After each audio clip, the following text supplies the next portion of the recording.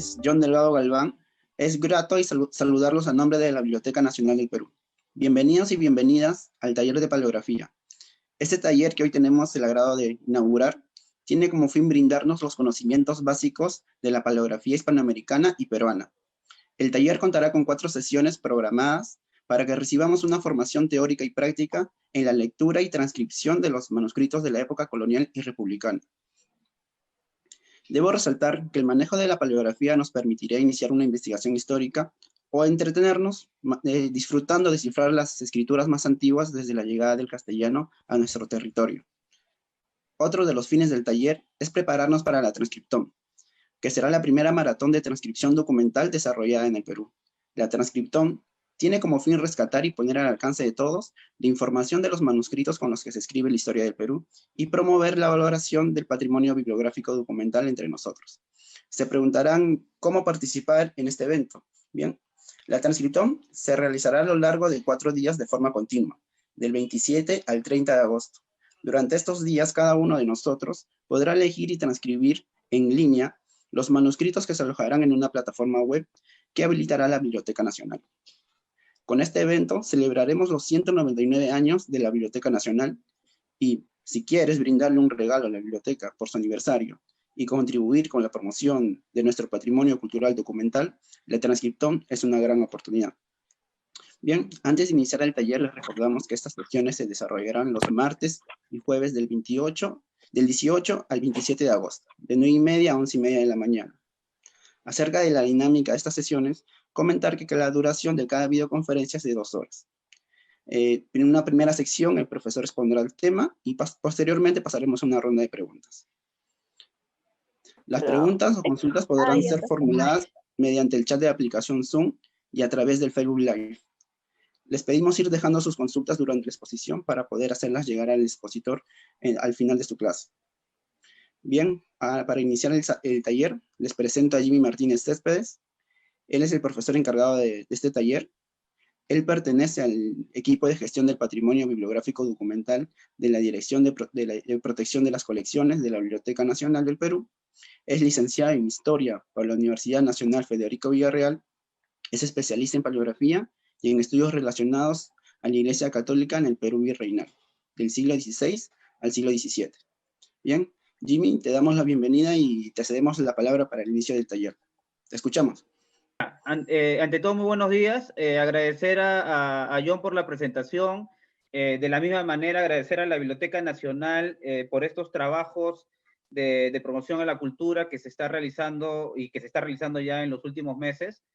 Como lo indica John, el taller de paleografía está relacionado a una campaña que la biblioteca ha organizado conmemorando los 199 años de fundación, que es la Transcriptón, que es la primera actividad quizás cultural y académica relacionada a la transcripción documental que se hace en el Perú.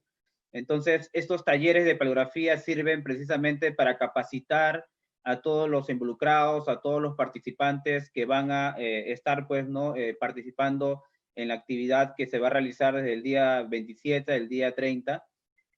Las sesiones están organizadas en 4. Esta primera sesión vamos a abarcar de una manera panorámica y general sobre la importancia de la paleografía y la relación que ésta tiene con otras ciencias sociales. Y la segunda sesión, que lo vamos a trabajar el día jueves, está más relacionada a la historia de la escritura en Hispanoamérica.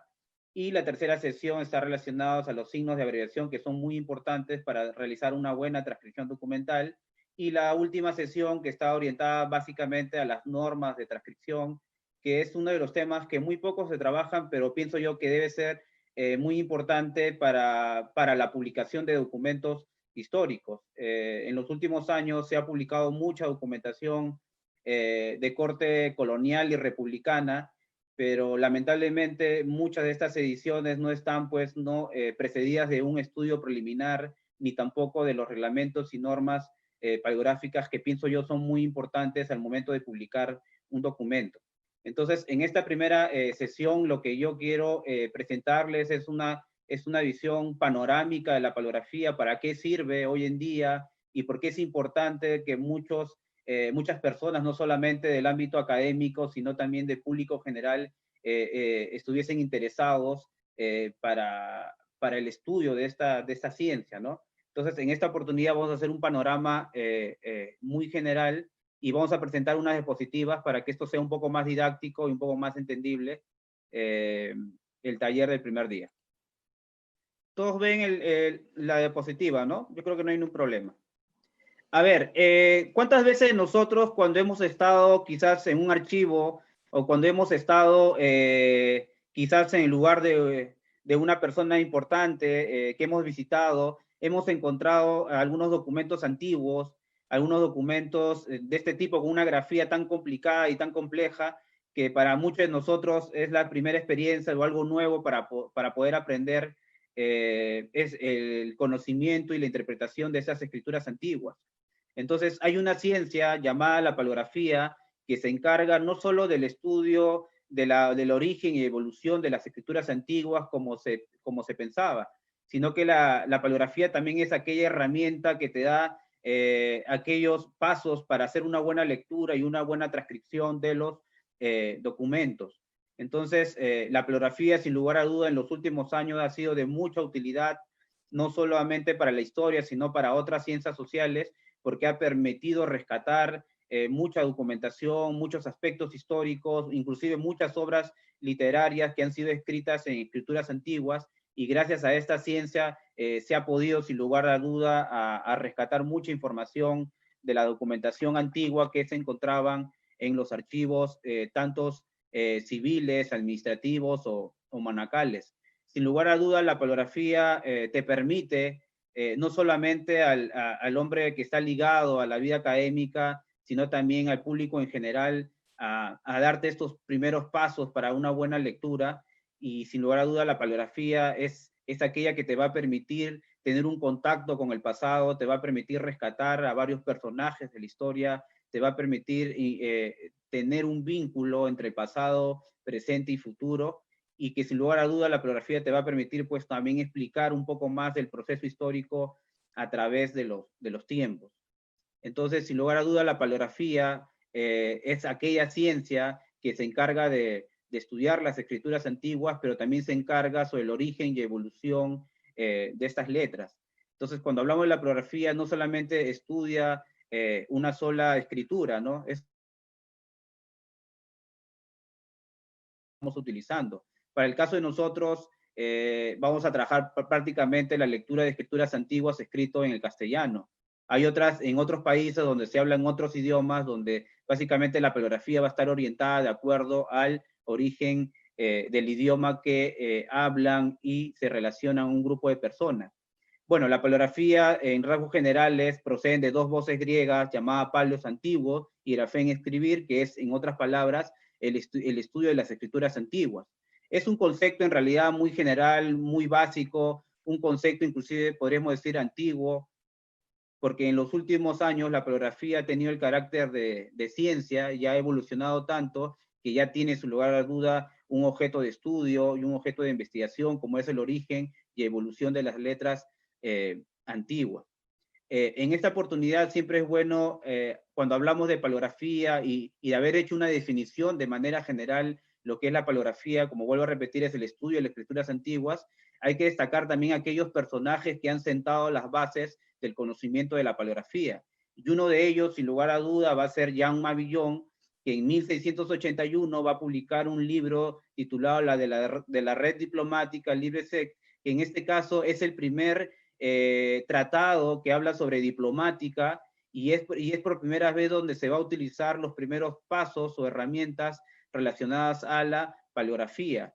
Este libro surge producto de un contexto histórico donde se está discutiendo la autenticidad y falsedad de los documentos merovingios escritos en la Edad Media. Entonces, Jean Mabillon va a establecer los primeros pasos y los primeros caminos para poder validar o encontrar la falsedad de un documento a partir de la identificación de las grafías que se escribieron en la Edad Media y de su evolución hasta la Edad Moderna. Pero otro autor que quizás ya avanzó un poco más que Jean Mabillon, que fue pues no un sacerdote francés, va a ser pues no Bernardo de Montfaucon, que va a publicar por primera vez el primer libro que va a utilizar la palabra paleografía, pero no va a estudiar pues la paleografía latina, ni tampoco la paleografía de la lengua castellana o de otros idiomas romances, sino que va a trabajar la paleografía griega. ¿No? Este hombre inspirado mucho por las ideas humanistas y renacentistas, inspirado mucho por la cultura grecolatina, se va a interesar a estudiar, pues, ¿no? La paleografía griega y va a poder, a partir de este tratado, sentar las bases para próximos autores recuperar muchas obras literarias de este mundo grecolatino, y va a ser muy importante, ¿no? Muchas de las obras grecolatinas que hoy en día conocemos se ha debido mucho también al conocimiento de la paleografía, y el trabajo de Bernardo de Mutapón, publicado en 1708, es un trabajo sin lugar a duda pionero, que posteriormente pues no va a evolucionar, que posteriormente va a ir pues no va a ir mejorando, porque hasta la edad moderna la paleografía era básicamente entendida como un conocimiento para un grupo cerrado de eruditos, de académicos, de un grupo solamente involucrado al temas de investigación, tanto religiosa, política e histórica. Va a ser precisamente recién para el siglo XIX cuando la paleografía va a tener el carácter de ciencia, y esto está muy relacionado también por los contextos sociales y políticos que está pasando en Europa. En Europa en el siglo XIX se está formando los primeros institutos de historia, los primeros institutos relacionados a la actividad de los archivos, a la actividad del conocimiento de las escrituras antiguas, y es precisamente porque en el siglo XIX surgen un contexto sin lugar a duda importante como va a ser en los movimientos nacionalistas, donde cada país va a empezar a crear su propia identidad, a formar su Estado-nación, y para ello, para crear ese Estado-nación, van a necesitar que los archivos estén organizados, van a necesitar que implementar una serie de conocimientos que permitan rescatar del pasado mucha información histórica que le permita a esta Estado-nación construir una identidad. Y es por ello que la paleografía para esos años, y está muy relacionado con el movimiento positivista del siglo XIX, donde se da mucha importancia al documento, y sin lugar a duda la paleografía va a cubrir un espacio muy importante, porque se van a formar los primeros archivos, y para ello se va a requerir de muchas personas especializadas para la recuperación de la documentación histórica y para la publicación y reproducción de mucha documentación para esos años. Es así que para el siglo XIX y para comienzo del siglo XX surgen autores que van a dar pues mayores detalles y mayor explicación sobre la paleografía.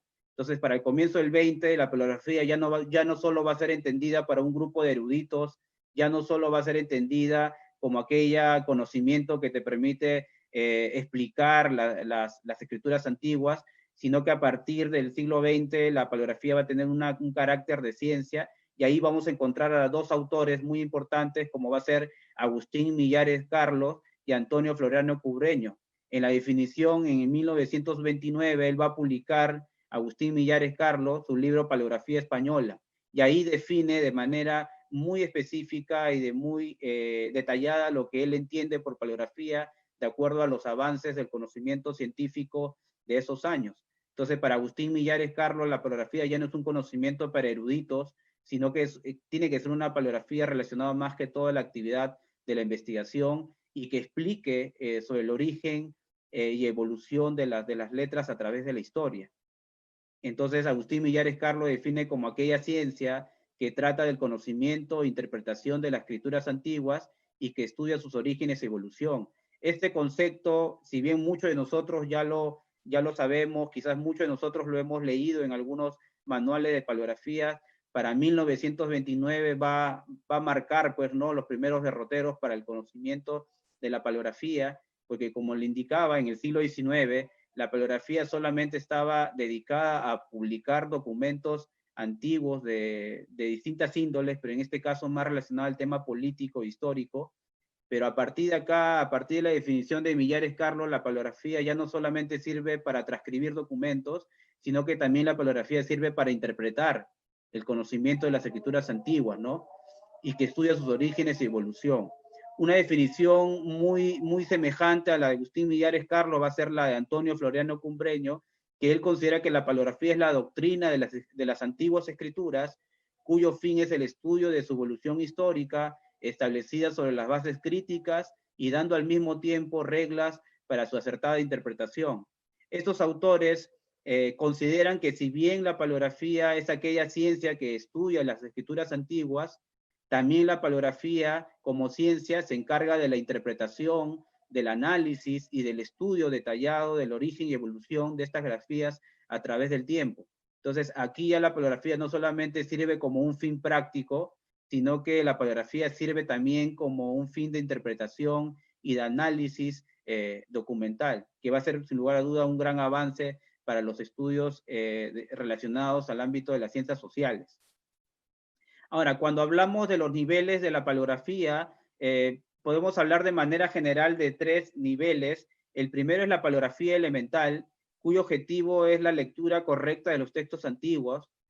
Para ello se requiere analizar las letras, los nexos, las abreviaturas, los signos convencionales. La paleografía elemental, como algunos lo han definido, es el arte de la lectura, ¿no? Este nivel de la lectura elemental es básicamente, tiene un fin netamente práctico, es un fin básicamente relacionado al tema de la investigación que cada usuario, cada investigador requiere conocer para sus investigaciones, pero es una paleografía que no profundiza más, ¿no? Solo se queda al nivel, como su mismo concepto dice, elemental, ¿no? En la paleografía elemental, lo que uno le preocupa solamente es conocer un poco de las letras, un poco de los nexos, de las abreviaturas y algunos significados que son muy importantes, identificar al momento de hacer una buena transcripción, porque para hacer una buena transcripción documental no solo se requiere de conocer la parte formal de lo que significa la paleografía, sino también involucra un tema de interpretación, de análisis,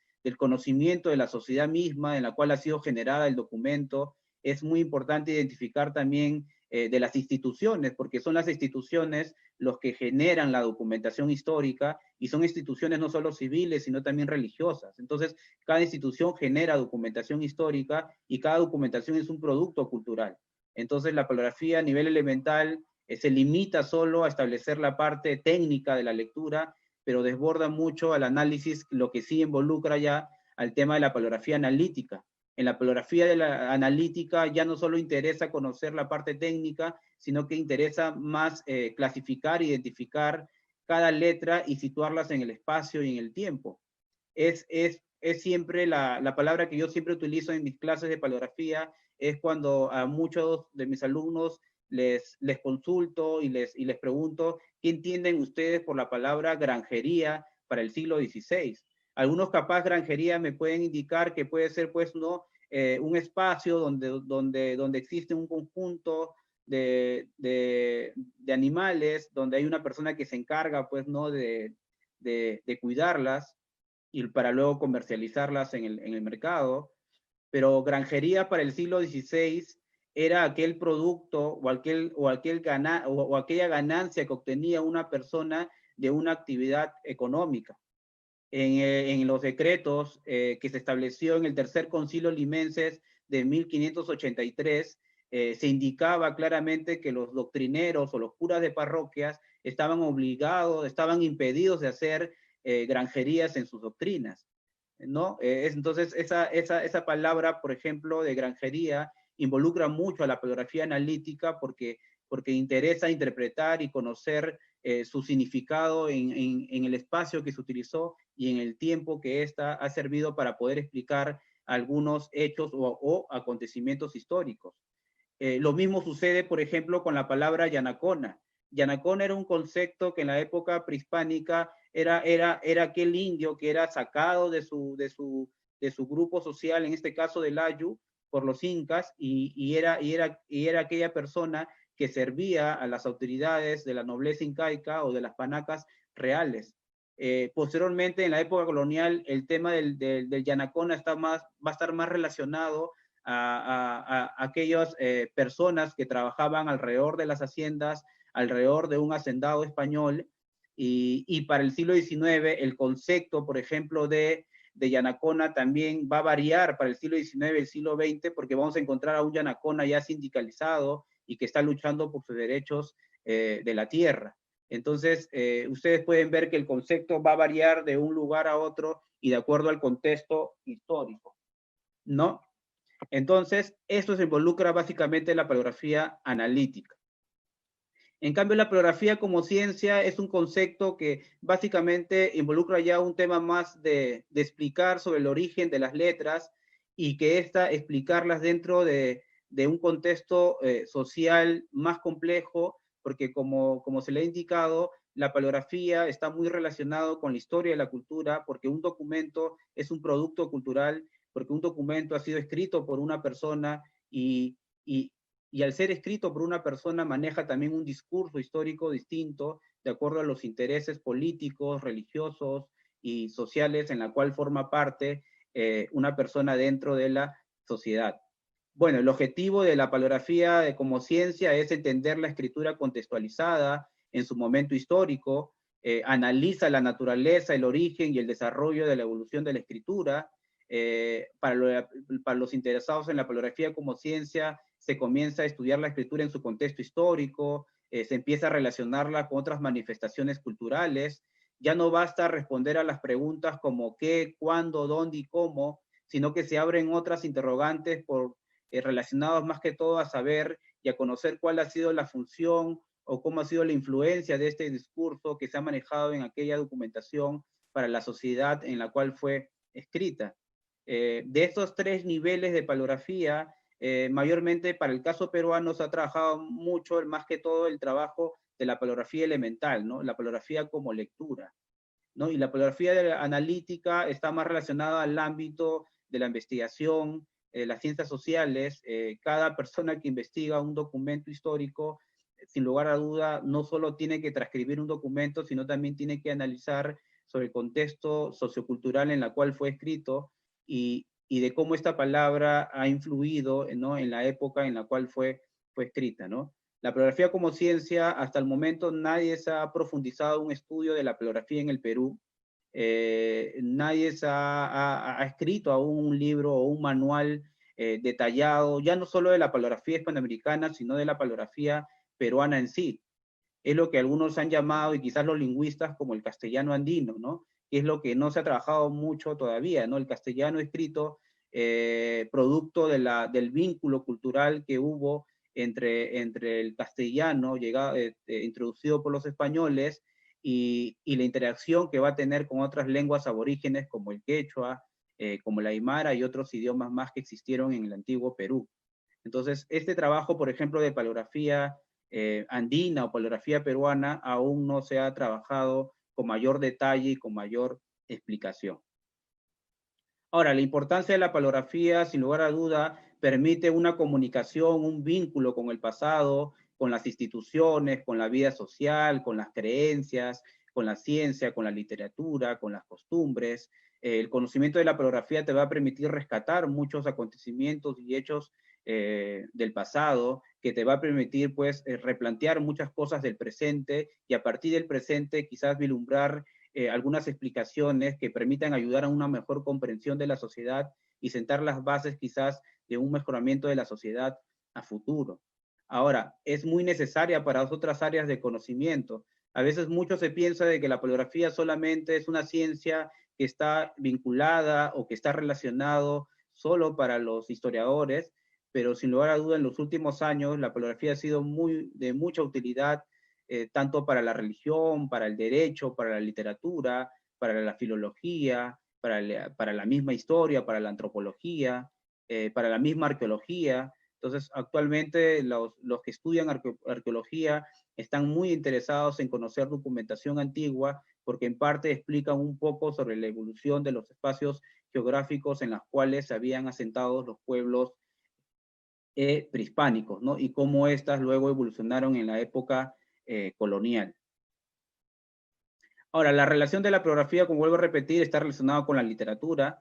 ¿Cuántas obras literarias se han rescatado gracias a la paleografía? Y no solamente hablo de la cultura grecolatina, sino también estamos hablando de otra literatura andina, el manuscrito quechua de Guarochirí, que es una obra monumental escrita por un indio ladino y que gracias a la paleografía existen pues diversos estudios que buscan a comprender este manuscrito desde el ámbito histórico, lingüístico, literario, Entonces la paleografía, sin lugar a dudas, es de mucha utilidad para la literatura.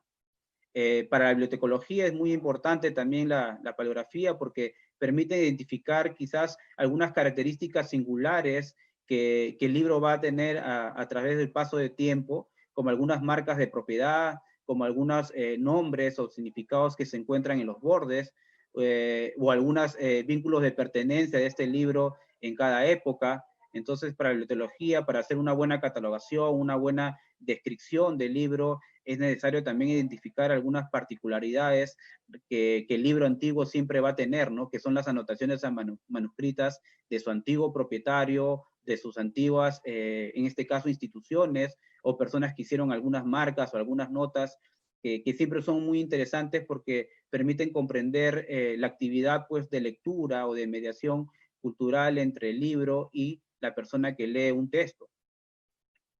Para el derecho es muy importante rescatar muchas obras históricas o muchos manuscritos que están muy relacionados al tema del derecho, porque muchas de las personas actúan de acuerdo a normas, actúan de acuerdo a reglamentos o actividades que están estipuladas dentro de sus actividades sociales. Entonces, la historia del derecho, los especialistas del derecho castellano, le interesa mucho identificar sobre la práctica legal, la actividad de litigación, no solo en la época colonial, sino en la época republicana, y para ello pues no necesitan de este conocimiento de la paleografía para poder acceder al conocimiento de esta época y poder hacer una interpretación más detallada y más completa sobre la práctica jurídica de los antiguos personajes de acuerdo a una época y de acuerdo a un contexto específico. Para el archivo, la paleografía ha sido muy importante porque gracias a la paleografía se ha podido organizar, clasificar los documentos, se ha permitido identificar los espacios geográficos en la cual fue escrita, identificar las fechas en la cual fue escrita, entonces, y cualquier tipo de características que siempre sirven para poder hacer una buena descripción documental al momento de hacer una organización documental o histórica relacionado al ámbito archivístico.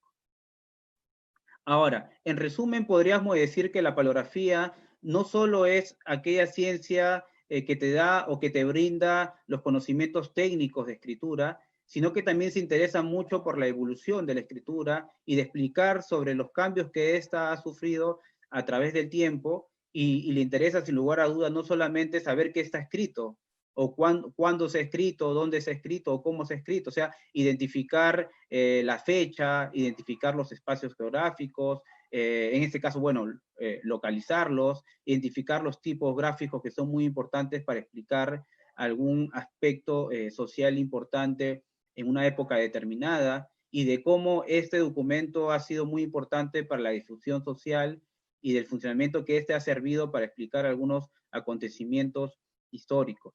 Sin lugar a duda, la paleografía es muy importante porque te brinda un conocimiento de lectura, te permite un conocimiento de análisis y porque te permite una historia social de la cultura escrita. Que pienso yo, esos son los tres elementos que se tiene que destacar de la paleografía, ¿no? Que es aquella ciencia que te brinda aquellas herramientas para hacer una buena lectura, pero también te permite el análisis y la explicación de los hechos y acontecimientos históricos. Y es una disciplina que apoya a otras, como el caso de la filología, la codicología, la diplomática, y en rasgos generales, eso es lo que en realidad involucra la paleografía. Ahora, luego de hacer un panorama muy general lo que es, de lo que significa la paleografía, pienso yo que hay que destacar para hacer una buena lectura o transcripción documental, identificar algunas grafías propias del castellano que vamos a trabajar desde el siglo XVI hasta el siglo XIX para dar una mejor explicación de los documentos antiguos que nosotros vamos a trabajar.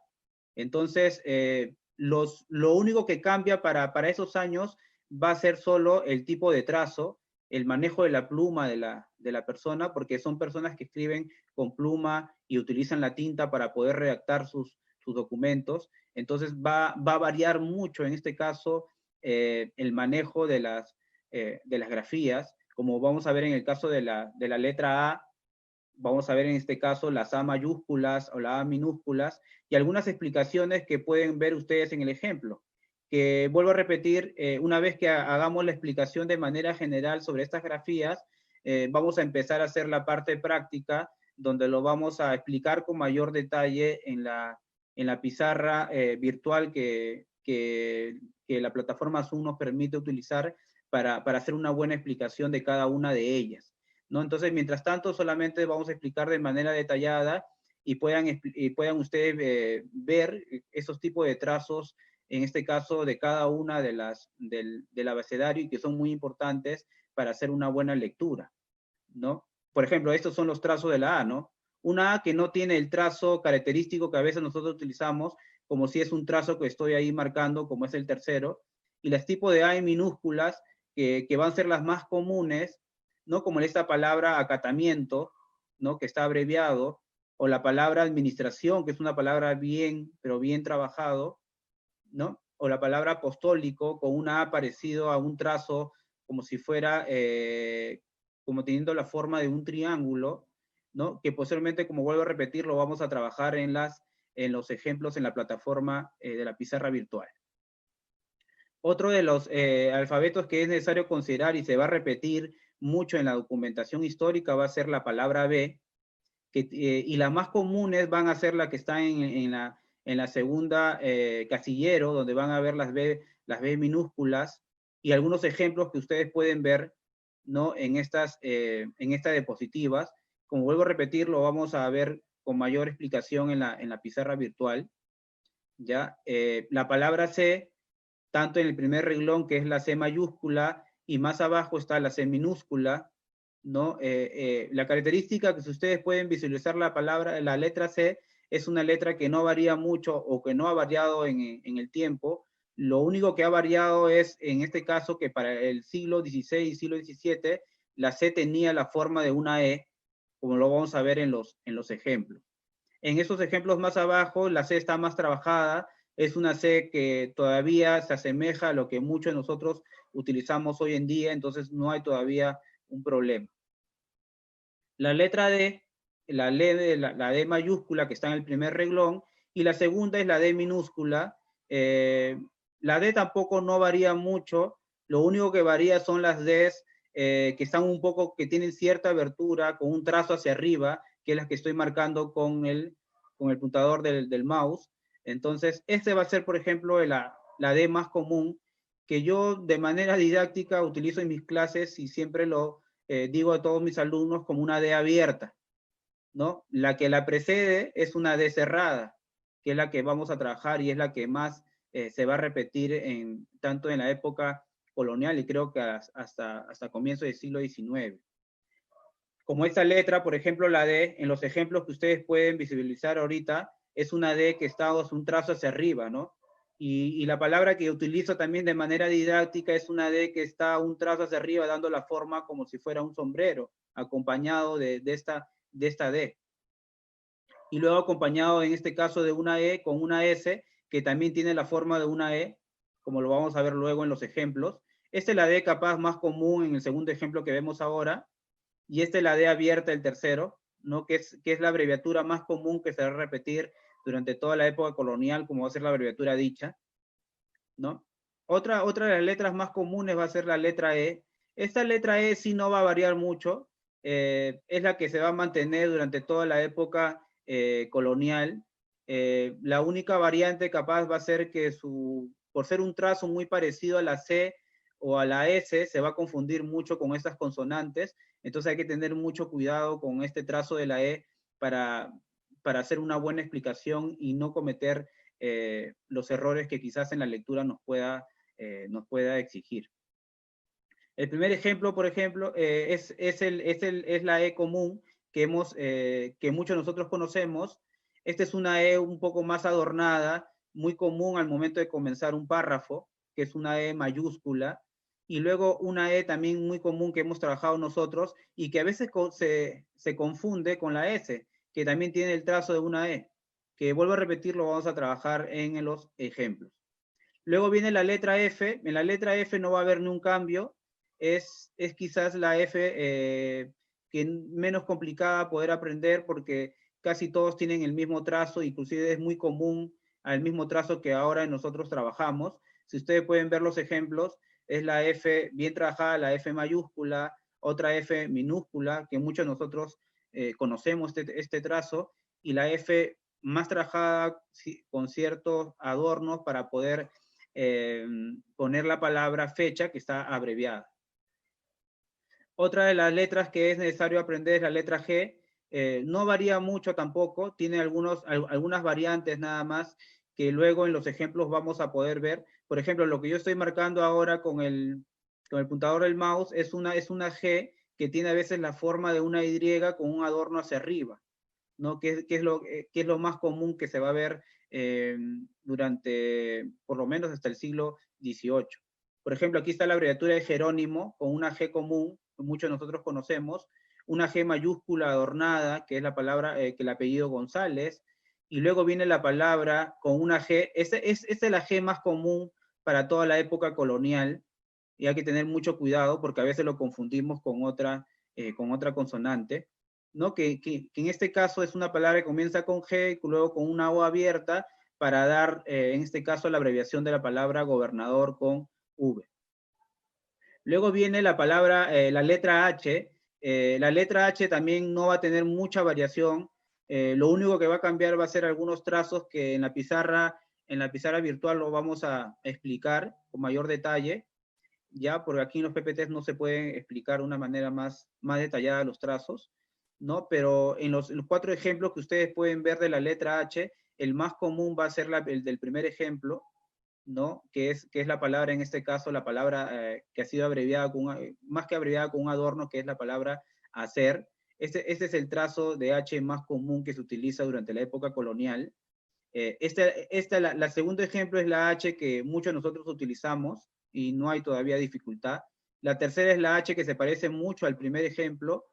Y el último también es una H muy común, con la diferencia que está más inclinada hacia la derecha y que se relaciona a una H mucho al segundo ejemplo de la palabra, en este caso, haciendo. Luego viene la palabra J, la I y J, que tienen algunas semejanzas y algunas semejanzas en el trazo que se va a utilizar. Es como la palabra, por ejemplo, injustamente, que ahí sí se utiliza la I latina, pero a veces utilizamos este trazo de la J, a veces con el valor de la I, como vamos a ver con la abreviación que significa ilustre, ¿no? Este segundo ejemplo es la abreviación de la palabra ilustre y tiene este trazo de Z, que a veces tiene el trazo como si fuera una I o una J, es lo más característico y quizás va a dificultar un poco a los alumnos para poder hacer una buena lectura de algunas de las palabras. En el caso de la K, por ejemplo, no habría ningún problema porque siempre en este caso, por el valor y el sonido que esta tiene, siempre se va a utilizar más utilizando otras consonantes como la palabra, como la C, por ejemplo, y con la Q, como lo vamos a ver más adelante. Luego viene la L sí tiene el mismo trazo que utilizamos mucho de nosotros, no existe cierta dificultad con la que vamos a poder leer ciertos documentos antiguos. La L no varía como vamos a ver en estos 3 ejemplos, que es una L trabajada de la abreviatura legítima, ¿no? O el segundo ejemplo, como la palabra libremente, que está abreviado y tiene un trazo que se parece mucho al primero. La única dificultad de la palabra L para la época que vamos a trabajar nosotros es una L que tiene un trazo parecido a una C de casa, ¿no? Obviamente que esto se debe a que el trazo está muy inclinado a la izquierda, por eso que tiene un trazo que a veces te da la forma como si fuera una C de casa, entonces hay que tener mucho cuidado. Por ejemplo, es la abreviación de la palabra licenciado, ¿no? Que lo vamos a ver luego en los ejemplos. En el caso de la M y N, en estos trazos no va a haber problema, se va a repetir mucho a lo que actualmente nosotros escribimos y manejamos hoy en día. Entonces, en el caso de la M y N van a tener los mismos trazos como la palabra, la primera que es Magdalena, o la segunda que es majestad, que está abreviado, o la palabra de abreviación como la palabra mandó o mando, ¿no? Entonces, Estos ejemplos, por ejemplo, te permiten identificar y poder ver que no hay muchos cambios entre la M y la N. Con la O también no va a haber problema. El único problema de la O es que a veces la O, para la época que vamos a trabajar, es una O abierta, que a veces da la forma de una U. Entonces, ahí donde vamos a tener que utilizar mucho análisis, mucha interpretación para poder diferenciar en qué momento es la U y en qué momento es la O. Pero eso va a depender mucho del contexto de la lectura en la cual uno va a estar leyendo un documento, ¿no? Es como la palabra, el primer ejemplo, ¿no? Que es obispado, ¿no? Que está abreviado, pero la O en este caso, este trazo que parece a la U, en este caso, tiene el valor de una O. Que en este caso yo también lo utilizo en mis clases como una O abierta. O la palabra octubre, que es la palabra octubre, ¿no? O la palabra oficio, ¿no? Que ahí sí es la O más común, la O que utilizamos, y no habría ni un problema. A ver. La palabra P. De la P sí vamos a tener ciertos problemas porque hay una P cerrada, que es la P muy característica, como da el primer ejemplo, como el segundo ejemplo también la palabra P, que es una P bien cerrada, y luego viene una P abierta, como ustedes pueden ver en el segundo renglón de las distintas formas de P en minúscula, que es una P abierta que es la que va a ser más común al momento de explicar las letras y al momento de explicar las grafías. Entonces, yo creo que vamos a tener más dificultad con esta P abierta en las láminas que vamos a trabajar. Ya, en la letra Q, vuelvo a repetir, a veces reemplaza, ¿no? El valor de la C, ¿no? A veces en ciertos momentos, estos valores que pueden ser de mucha utilidad en la lectura, ¿no? La palabra, por ejemplo, querella, ¿no? Que está escrito con la Q, o la palabra cualesquier, como está abreviado esta palabra, o la palabra quebrantamiento, que también se utiliza este trazo de la Q, y vuelvo a repetir, no va a haber muchos cambios, va a ser muy común en la época que vamos a trabajar, y básicamente hasta el siglo XVIII todavía. Luego la R sí va a ser un poco más complicada, porque la R va a tener distintos tipos de trazos, porque en la época colonial a veces las personas utilizaban distintos trazos para una sola letra, ¿no? A veces la R puede tener la forma de una Z, a veces puede tener la forma inclusive de una X, ¿no? Que van a ser los dos trazos característicos durante la lectura, ¿no? Es como el trazo de acá de repartimiento, ¿no? Ustedes ven muy bien y tiene el trazo como si fuera una R, ¿no? En este caso, ¿no? Una X.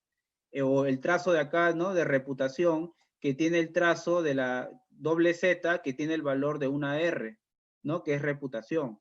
Entonces hay que tener mucho cuidado, pero estos son los dos tipos de trazos que se escriben de esa manera la R, como es una R parecida a una X y la otra R parecida a una Z. Luego de la S, como le digo, en el caso de la S hay que tener mucho cuidado porque la S puede tener la forma de una E, como la que estoy marcando ahora, o puede tener también la forma de un trazo que te puede dar la forma de un número 6 o la forma de un trazo como te da la consonante a una G. Entonces hay que tener mucho cuidado. Es la palabra, por ejemplo, sacramento, que es la S normal, que nosotros estamos acostumbrados a hacer, o la palabra satisfecho, que también es una palabra muy común para la época y se asemeja al trazo que hoy en día utilizamos, o la abreviatura señor, que está adornado, ¿no? Y señor, la S, por ejemplo, es como una E volteada, ¿no? Que también tiene el valor de una S. Como vuelvo a repetir, lo vamos a ver en los ejemplos. Y esta palabra señor, si ustedes ven el trazo de la Z, que tiene el valor de una R, el valor de una R, señor.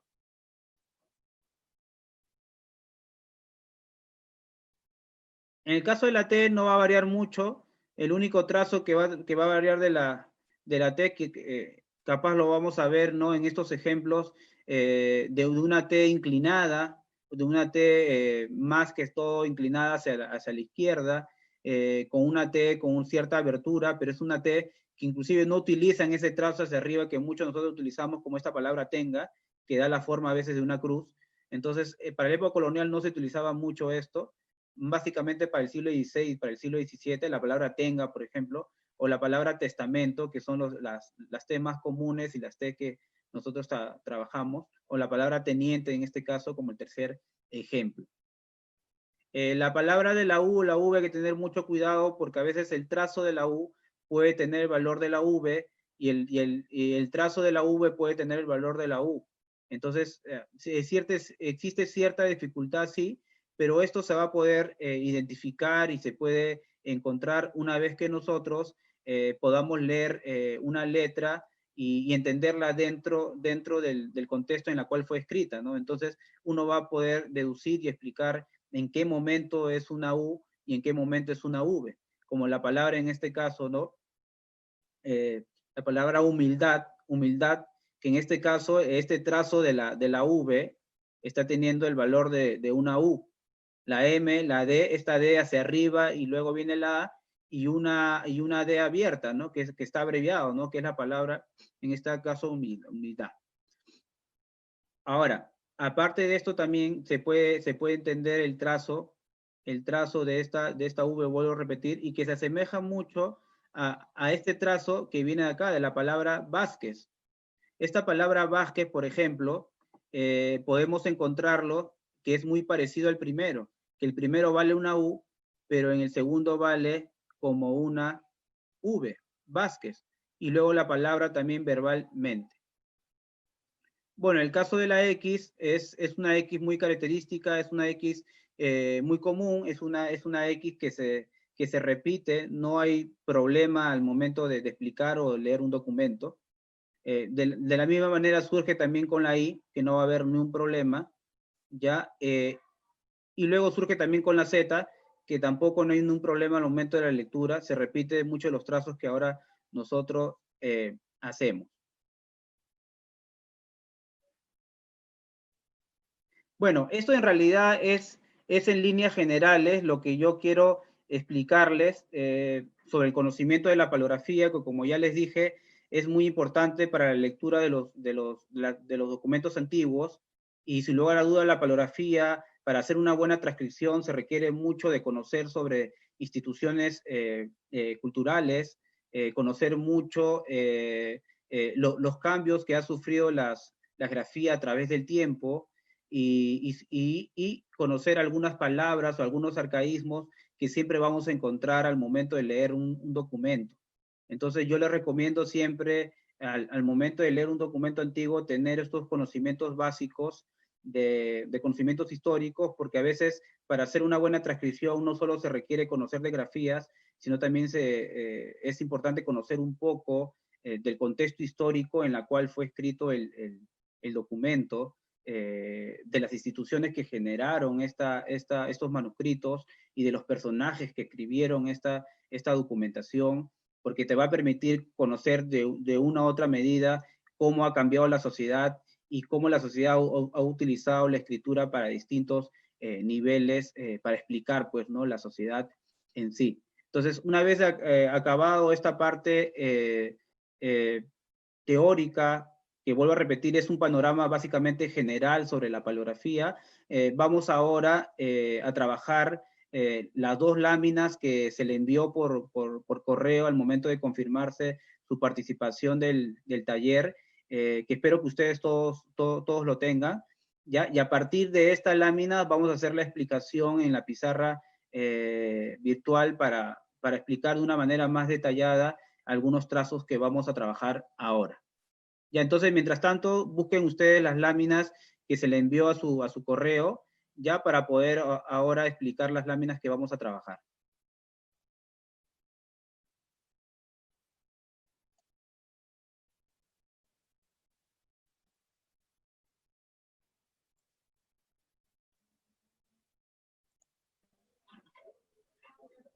A ver, siempre es bueno hacer una especie para hacer una buena explicación, conocer un poco de trazos y algunos ejemplos que es necesario explicar al momento de identificar algunas letras al momento de leer un documento. Entonces vamos a comenzar un poco la parte de práctica a partir de los trazos que hemos hecho en las diapositivas. Entonces vamos a ir explicando algunas características de ellas. Ahora, yo les había dicho algo, ¿no? que en el trazo, por ejemplo, este trazo de acá, y les agradecería mucho de ustedes si algunos pueden apuntar, aunque las clases igual van a estar grabadas y pueden ustedes utilizarlo para poder repasarlo. Este trazo tiene a veces estos valores.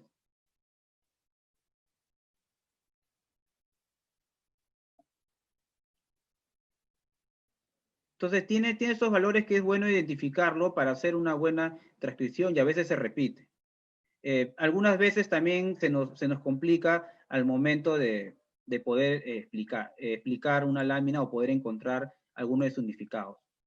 Otro de los trazos que se van a repetir mucho, que son los más comunes, aquí solamente estoy poniendo aquellos trazos que vamos a tener alguna dificultad al momento de leer, que es la R, que tiene a veces el trazo de una X, a veces tiene el trazo de fuera una Z, a veces el trazo que tiene un parecido a un trazo común que a veces nosotros utilizamos, ¿ya? Y qué es lo que va a ser lo más característicos para los años que vamos a trabajar.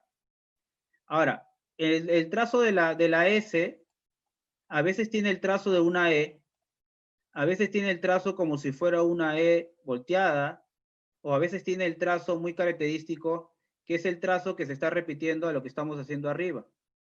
Como vuelvo a repetir, ahora lo vamos a trabajar en los ejemplos, pero pienso yo que estos son los trazos más comunes que se van a repetir para los años que vamos a trabajar. A veces la G, por ejemplo, tiene un trazo, la G más común es este trazo de acá. A veces se repite así, a veces está hacia arriba. Entonces, esos trazos, por ejemplo, es muy importante identificarlos al momento de poder hacer una buena explicación en la lámina. Ahora, vamos a borrar algunos ejemplos de acá.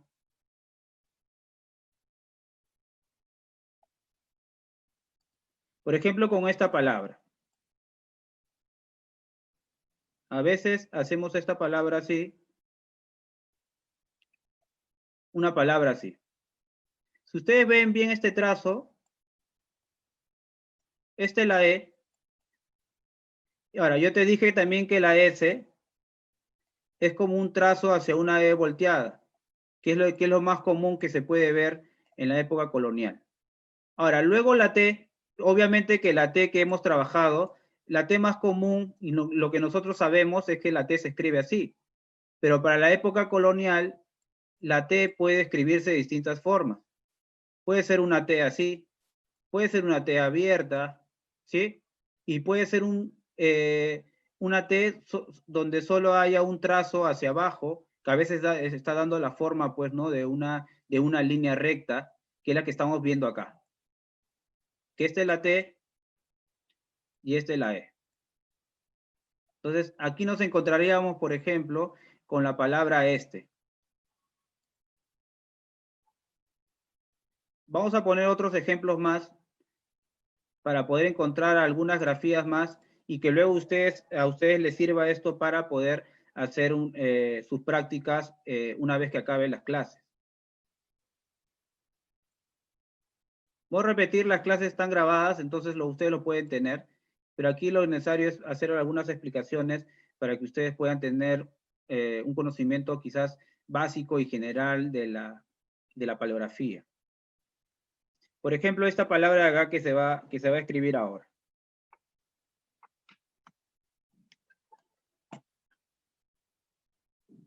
A ver, vamos a escribir esta palabra acá.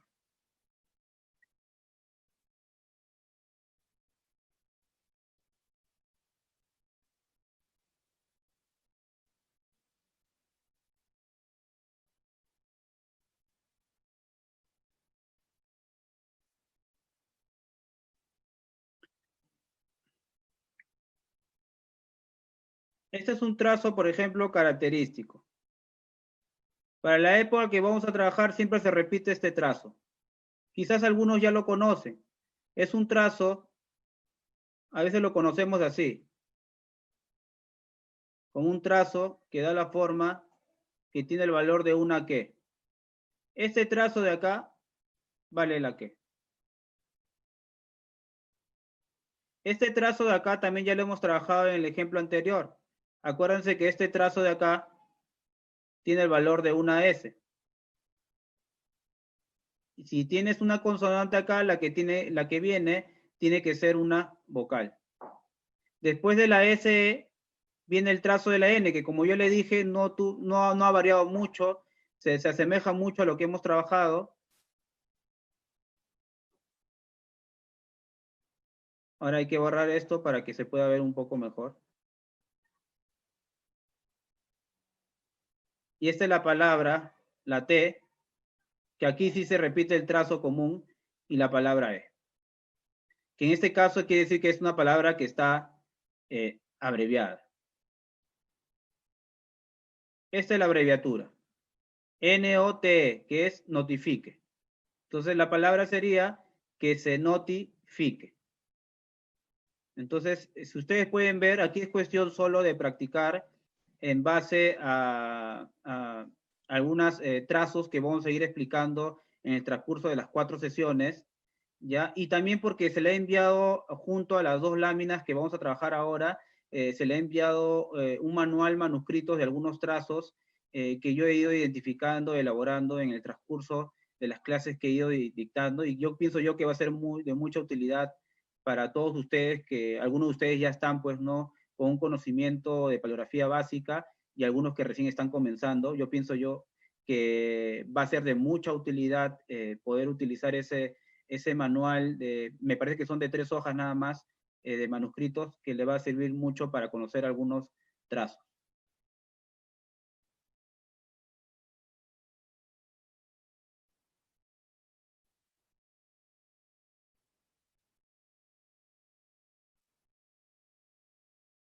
Vamos a ver otros ejemplos que pienso yo también va a ser importante para no tener algunos problemas, ¿ya? Como esta palabra acá.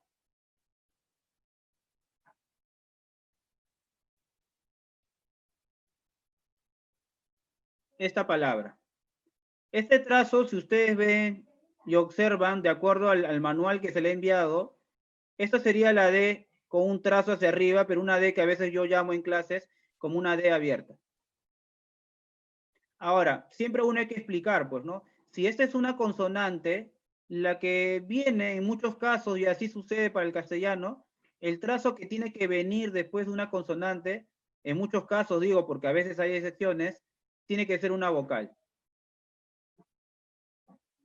A veces la E o la I, lo estoy poniendo arriba, tiene un trazo así como si fuera un trazo hacia arriba, como si estuviéramos viendo como si una especie de un bastón hacia arriba, si lo queremos explicar así de manera didáctica.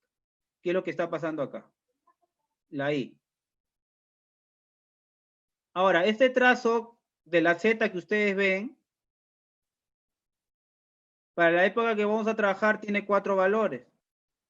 La I, la Z, la G y la J.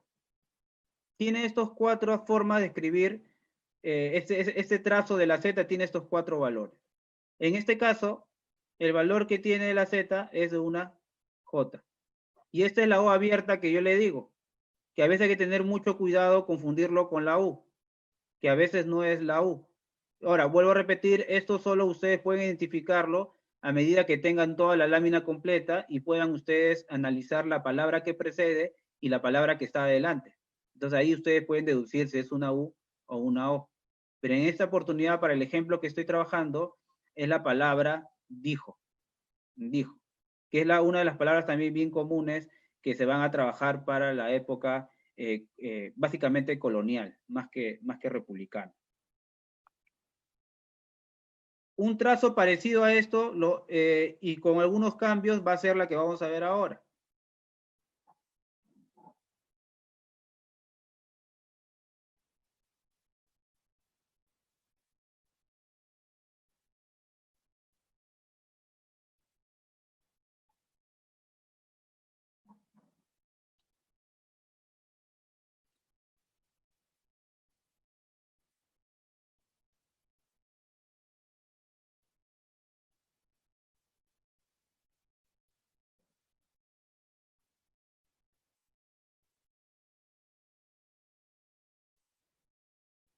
Este trazo de acá.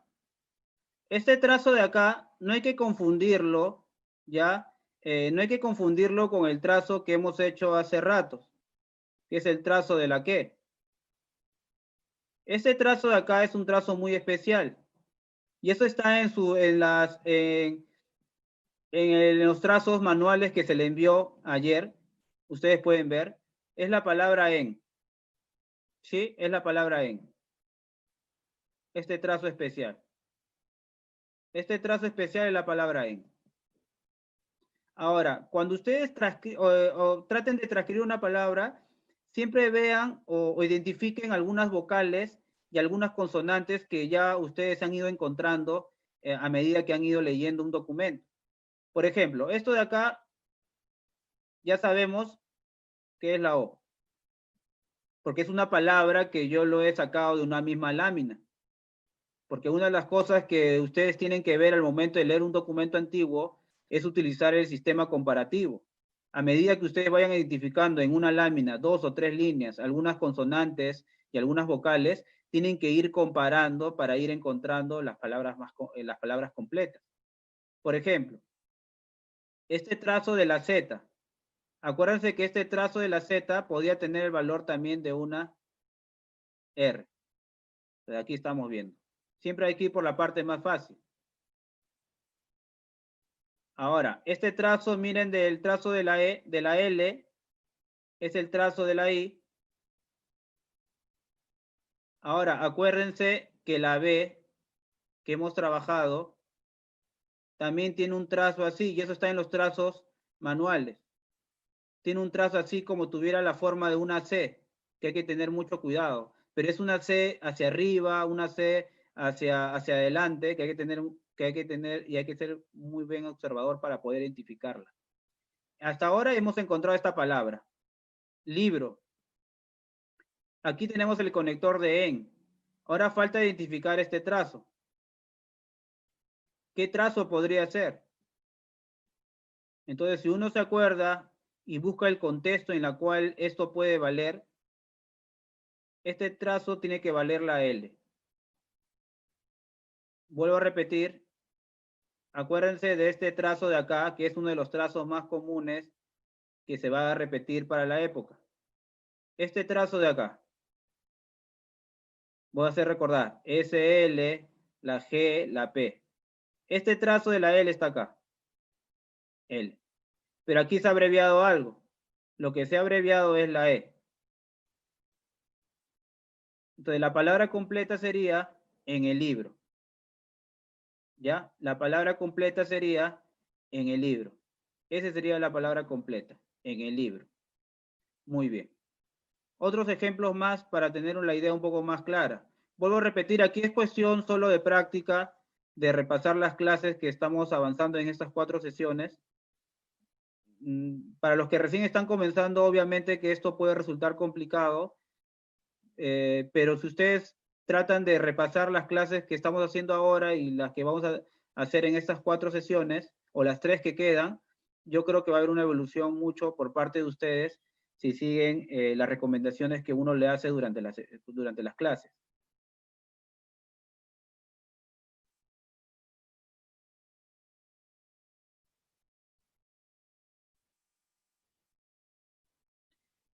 Esa es otra de las palabras. ¿Qué palabra podría ser?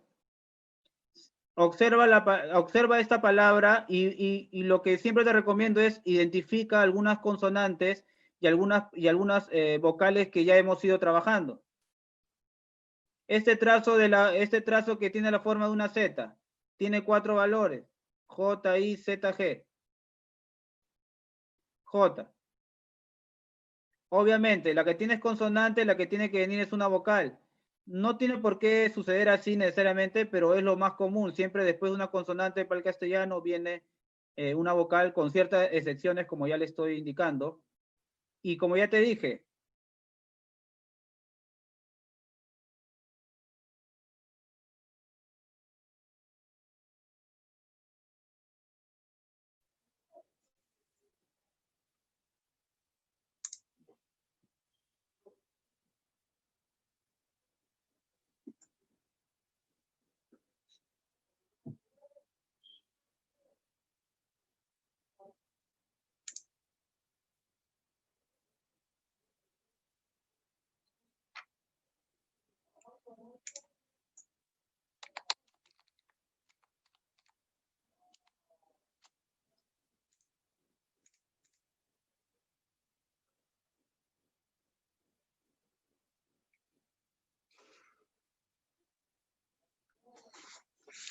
Bueno, parece que había un problema con la conexión de Jimmy.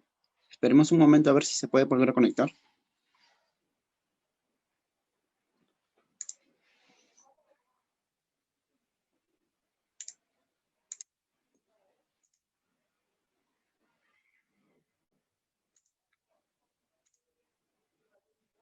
Sí, debe ser uno de esos casos. Esperemos un momento, por favor.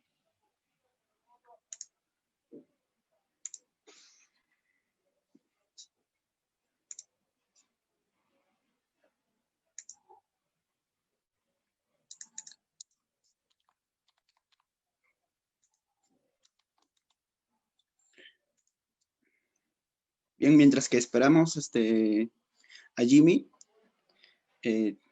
quiero aprovechar este momento para mandar saludos a las personas que nos están siguiendo a través de las redes sociales.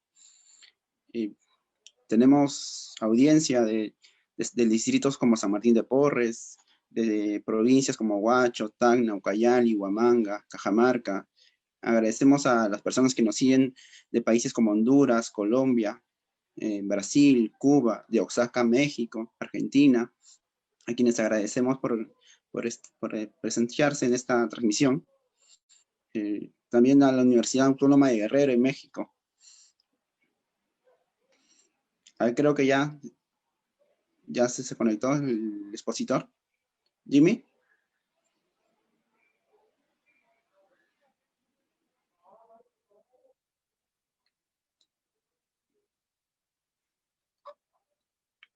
A ver.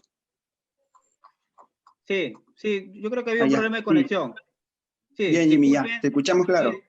Sí, había un problema de conexión. Disculpen a todos los que están participando, había un problema de conexión. Ya, a ver, algunos ejemplos más para comenzar ya con la lámina, para no tomarnos mucho tiempo, pero igual en el camino vamos a ir aprendiendo más. Vuelvo a repetir, esto solamente es un conocimiento general y algunas recomendaciones para hacer una buena transcripción, ¿ya? Y para los que recién están comenzando en el conocimiento de las escrituras antiguas, yo solamente siempre les digo a mis alumnos paciencia y mucha práctica nada más, y repasar lo que estamos avanzando. No es necesario estudiar ahorita 5, 6 o 7 manuales, como algunos piensan que para estudiar paleografía tenemos que leer manuales. Aquí es una cuestión, obviamente que sí es necesario conocer la parte teórica, pero también es la parte práctica necesario para poder identificar las características de aquellas palabras.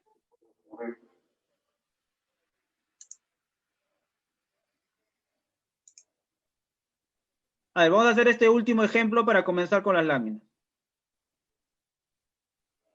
Este trazo de acá, ya lo hemos conocido hace rato en el ejemplo anterior. ¿Sí? Acuérdense de que la L puede tener el trazo como si fuera un trazo de la C de casa, entonces hay que tener mucho cuidado. O sea, una C parecido así, pero a veces tiene el valor de una L. Ahora, acuérdense de que aquí está la D, una D que no es cerrada, no es la típica D que hemos trabajado como lo estoy poniendo al margen. Lo que estamos viendo a continuación es una D hacia arriba, una D abierta. Y aquí tenemos, por ejemplo, la O abierta. Faltaría solamente identificar este trazo de acá. Pero para identificar este trazo de acá, tendríamos que acordarnos este trazo, que vale la L y la S, y también vale la H. Entonces, si ya tenemos estas características, si tenemos estos ya, uno puede identificar qué palabra es.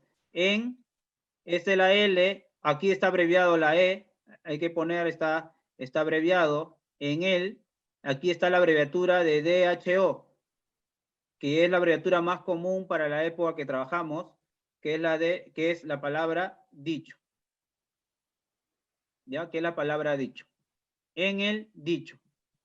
Ya, ese es otro de los trazos comunes que hay que considerar.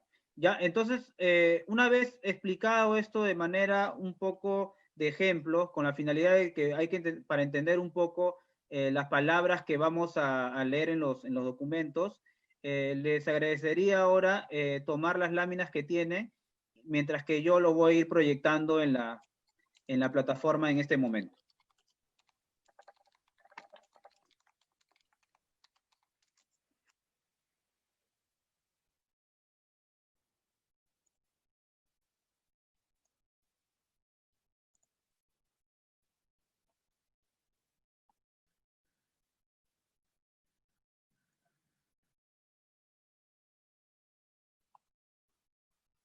A ver, vamos a trabajar con esta lámina. John, me parece que todo sí se puede visualizar, ¿no? Sí, lo estamos viendo acá, claro. Ya, muy bien.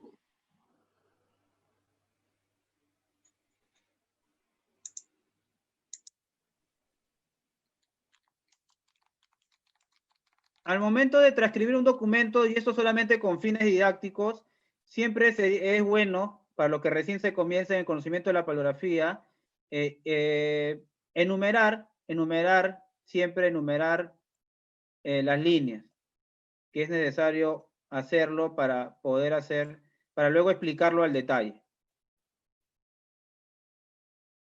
Ya siempre es bueno enumerar las líneas.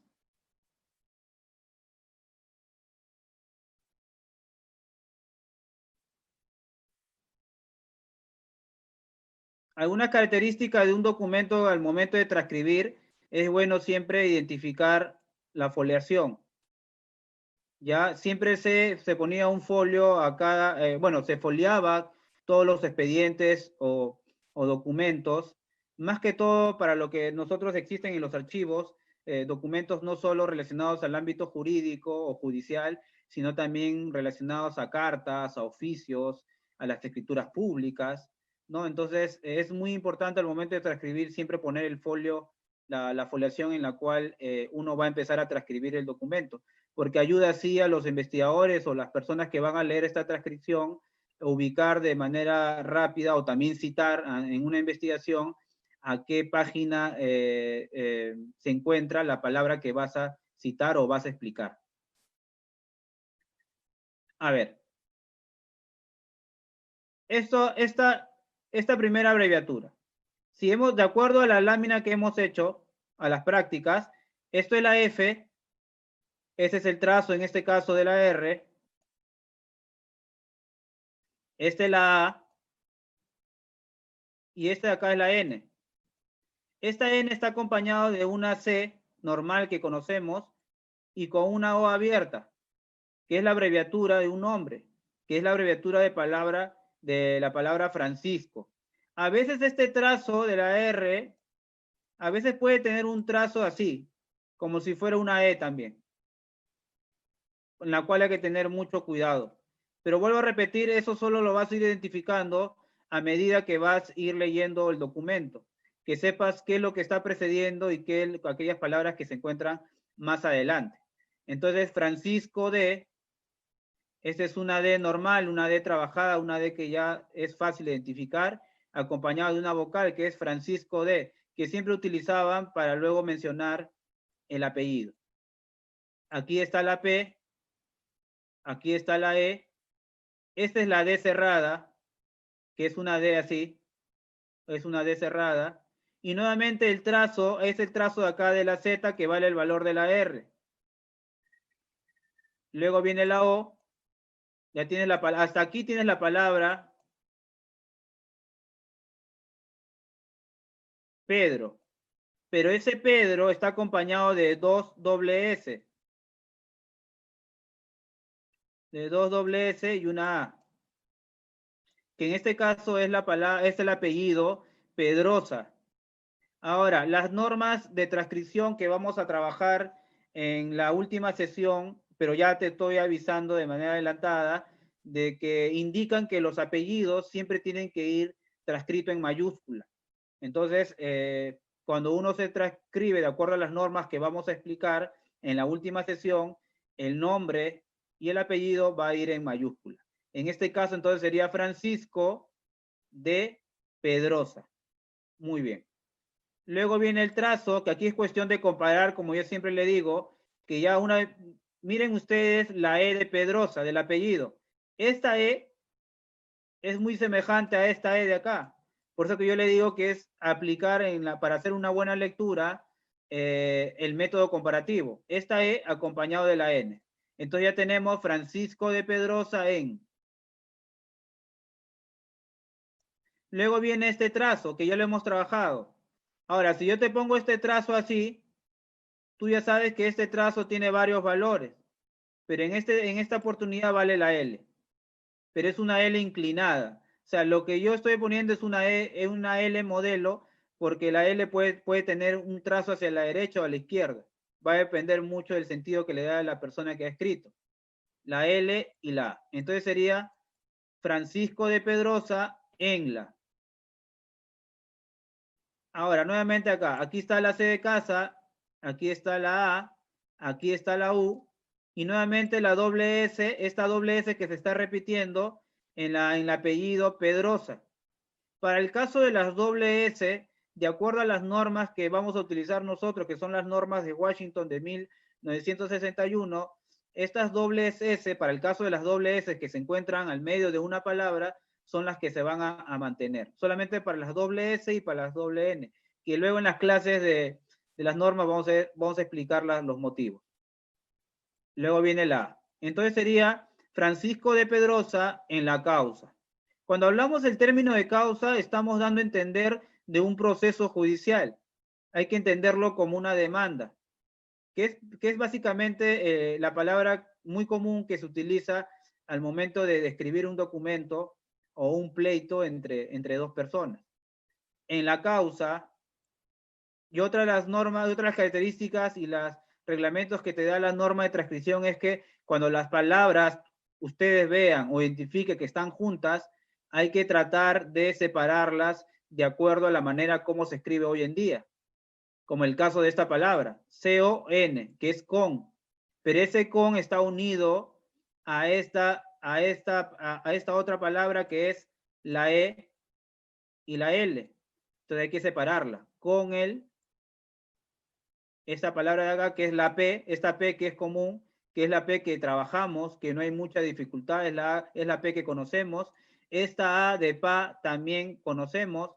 Esta D abierta, si ustedes observan bien, es una D que ya hemos trabajado en los ejemplos anteriores. Y el trazo de la Z que tiene el valor de una R, que es otro trazo que hemos trabajado en los ejemplos, y luego viene la E, que es en la causa con el padre. Ahora, observen bien nuevamente el nombre que van a leer. Este trazo de la Z también tenía 4 valores de acuerdo al ejemplo que hemos hecho.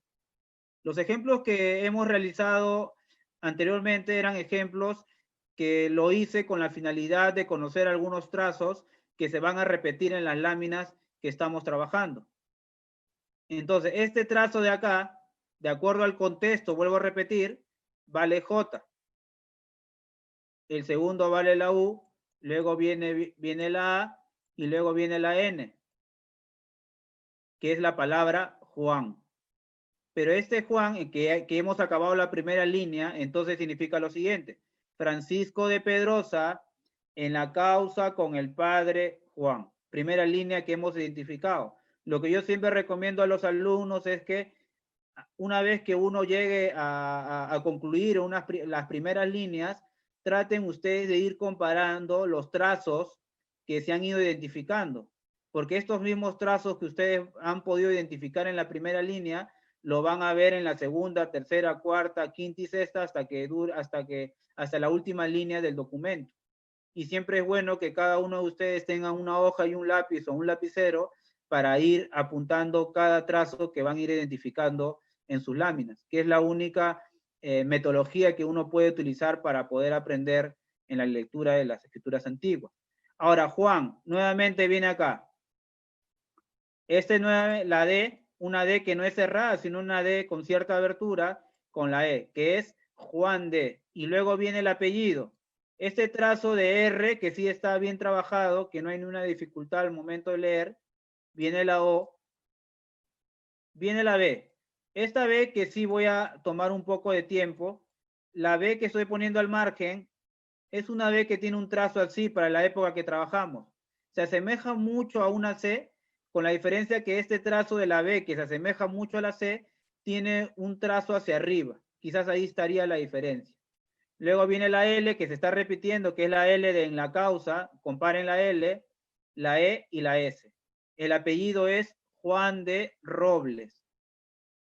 Nuevamente, la norma dice que si hay palabras juntas, hay que tratar de encontrar en qué momento comienzan y en qué momento termina. O sea, hay que tratar de separarlas.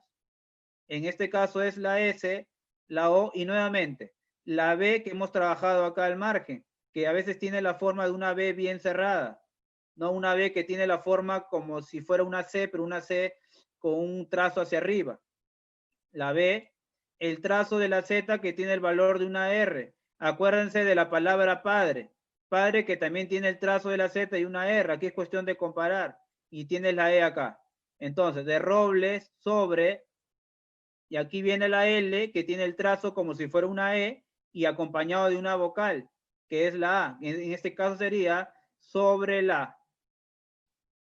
Viene la P, viene la L, que ya sabemos, aquí hay que avanzar un poco porque aquí estas consonantes y estas vocales ya lo hemos visto en la primera línea, la T y la A. Sobre la plata.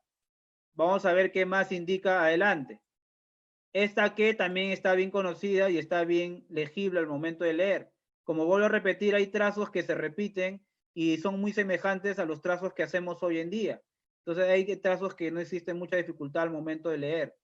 La Q, la U y la E, que es que, y luego viene ME, me, aquí está la D abierta, la E, y aquí hay que tener mucho cuidado. De acuerdo a la explicación de los trazos, yo le había indicado que la V, ¿no? Puede tener la forma de una U.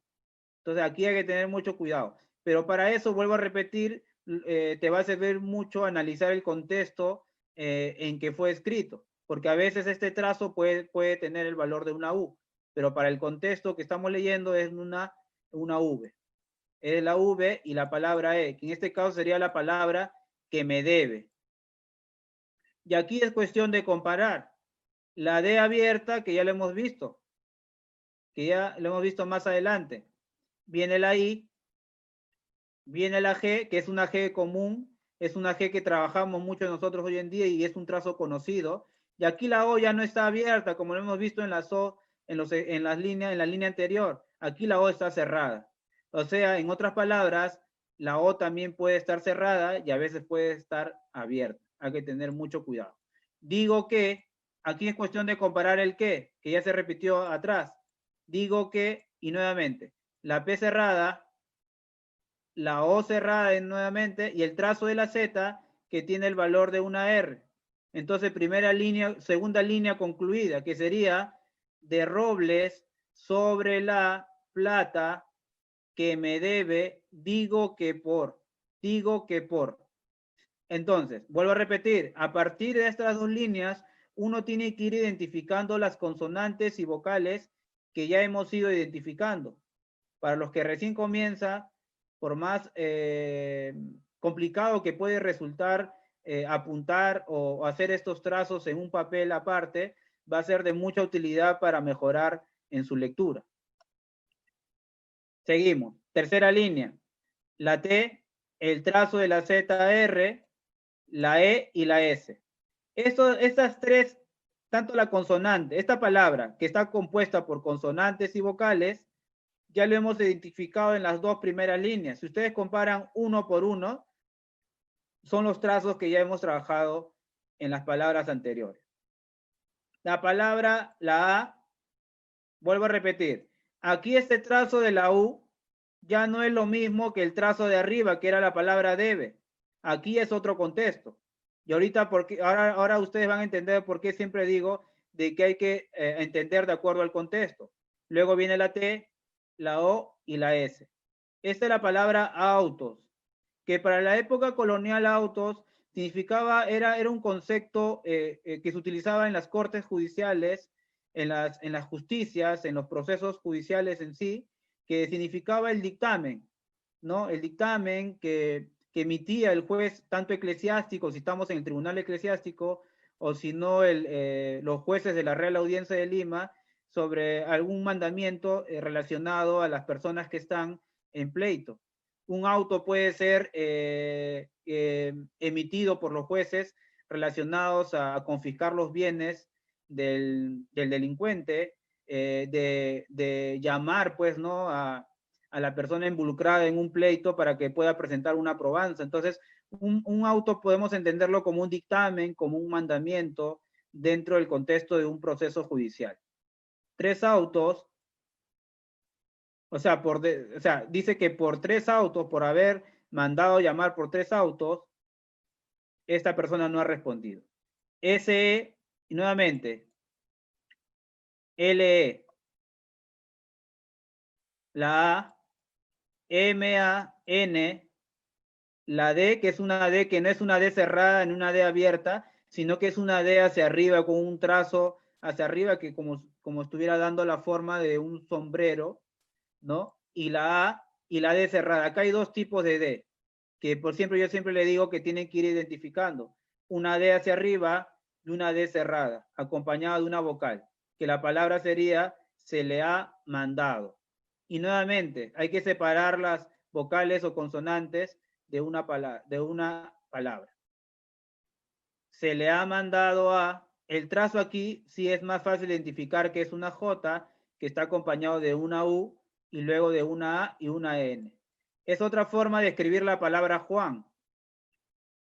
Luego de Juan viene la D abierta y una D y una E acompañado a esta D que sería Juan D.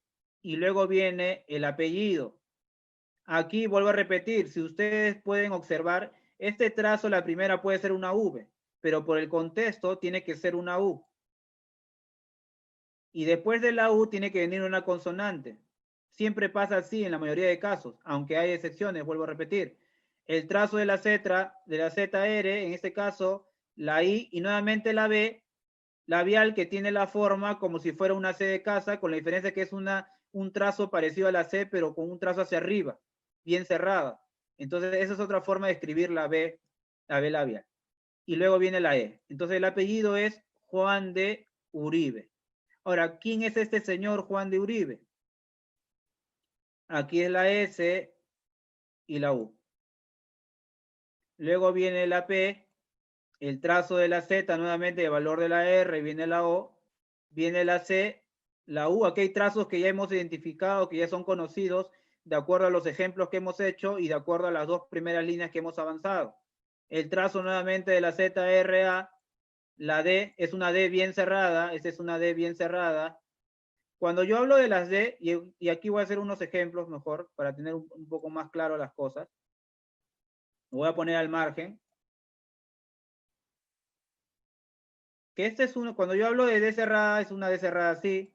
Cuando yo hablo una D abierta, es una D abierta así, que no termina de cerrar.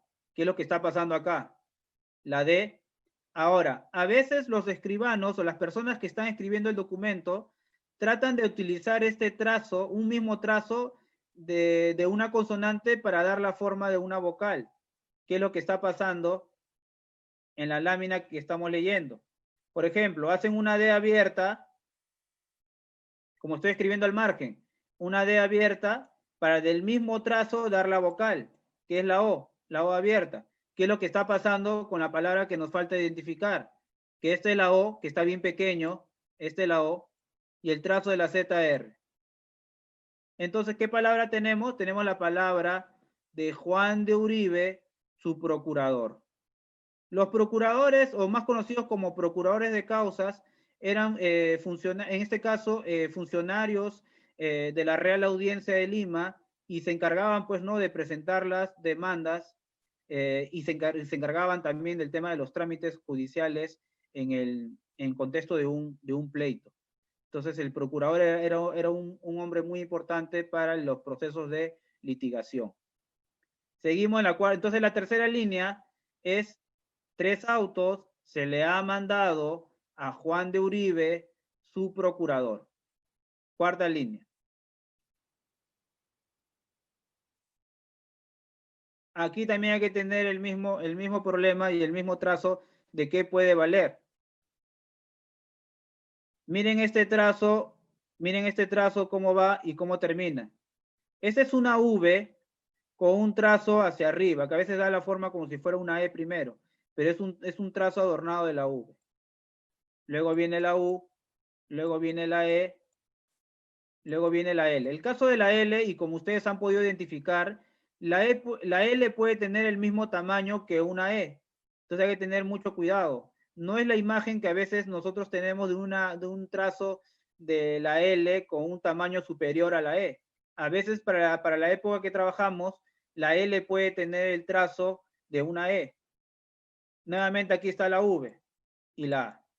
Vuelva, la E y la L. Nuevamente, vuelva él, viene la P, nuevamente la P cerrada, el trazo de la Z es una RO, el PRO, viene la C y la E, y viene la S y la O. Que la palabra es vuelva el proceso, vuelva el proceso, vuelva el proceso.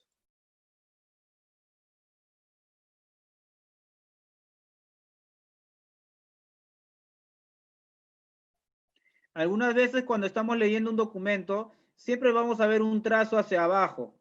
No sé si ustedes están identificando, y también se puede ver en la palabra siguiente.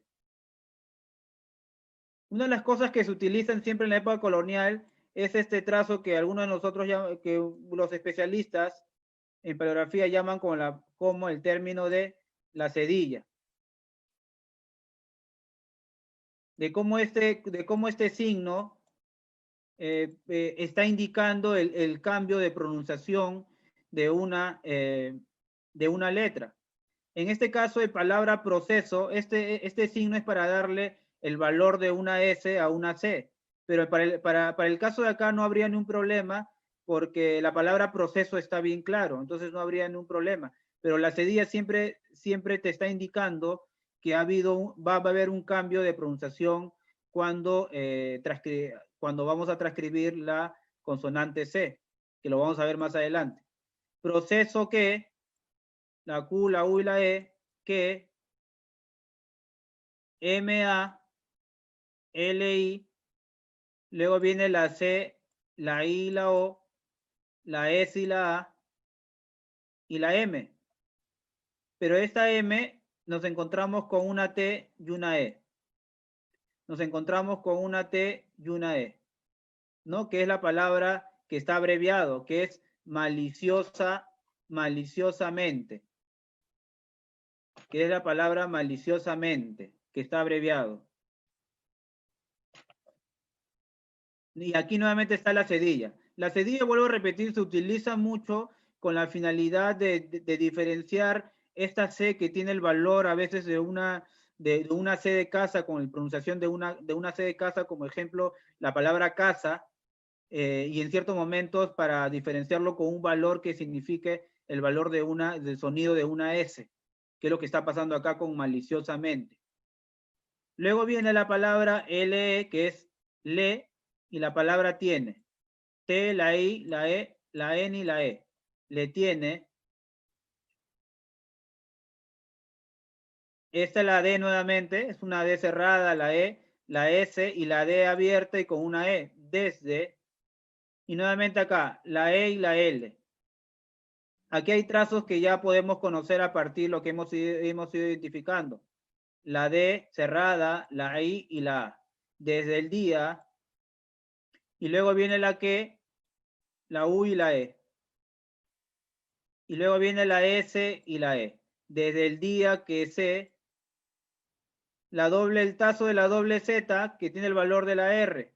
Miren el trazo de la doble Z que tiene el valor de la R, como ya se identificó en los ejemplos. Ahora, según las normas que vamos a trabajar luego, cuando hay doble R, al comenzar una palabra se mantiene solo una y se va a mantener solo una. Luego viene la E, una vocal. Y nuevamente aquí está la cedilla, que se está indicando que hay un cambio de pronunciación en esta C. porque vuelvo a repetir, a veces esta C tiene otro valor con el sonido de la K. Entonces, en esta oportunidad, este signo de cedilla te está indicando que hay un cambio de pronunciación, que en este caso la primera es la C, pero esta C está bien pegado a la I latina. Y ya tienes la palabra reci.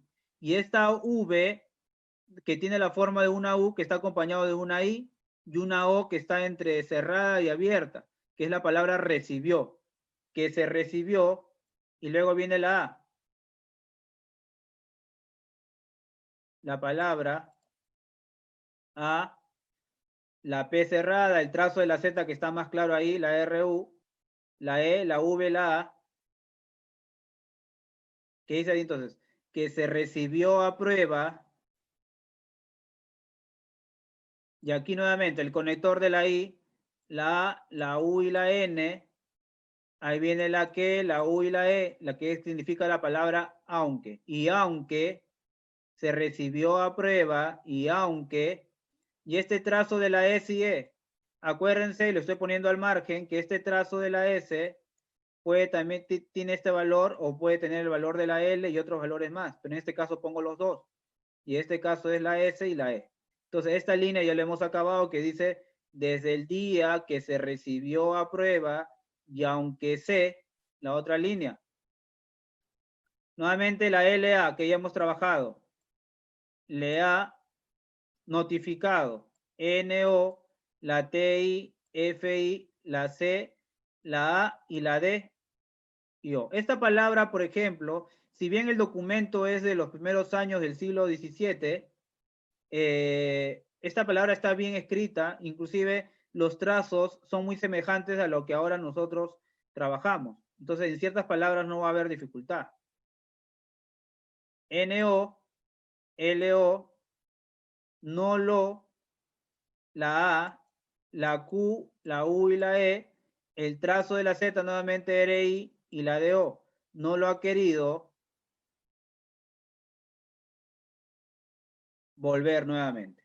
En este caso, volver, si ustedes pueden ver, acuérdense de la B, que se parece a una C, ya tiene un trazo como si fuera una C cerrada, esta es la B, luego viene la O, que ahí sí es una O cerrada, luego la L que está inclinada, que es una L que hemos visto más arriba, la V, la E y el trazo de la ZR, y nuevamente, la P cerrada, la O abierta, el trazo de la ZR, la T, la A y la N y la TO. Por ejemplo, esta palabra, por tanto, es una palabra muy común, una palabra que se asemeja a los trazos que nosotros realizamos al momento de escribir hoy en día, tampoco no hay dificultad. Entonces, la sexta línea hemos acabado y dice, le ha notificado, no lo ha querido volver, por tanto.